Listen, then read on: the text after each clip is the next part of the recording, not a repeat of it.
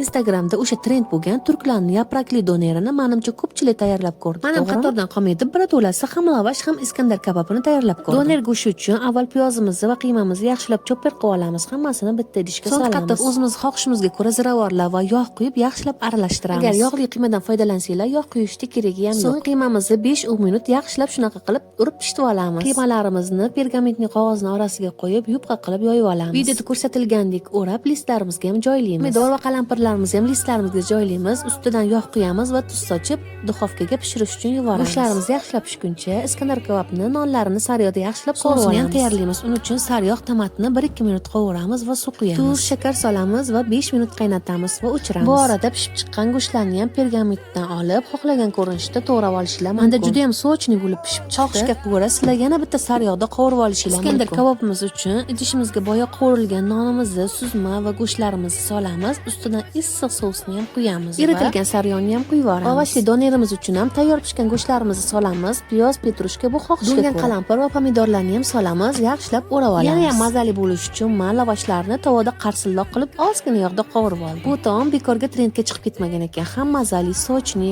tayyorlanishi esa juda ham oson. Ana endi meni kanalimga tez ulanib olinglar. Yurechani bo'lsa qizartirib qo'yish esingizdan chiqmasin. Videoni bo'lsa shu ovqatni sizga tayyorlab berish kerak bo'lgan yaqiningizlarga yuborib qo'yinglar. Hammaga yoqimli ishtaha.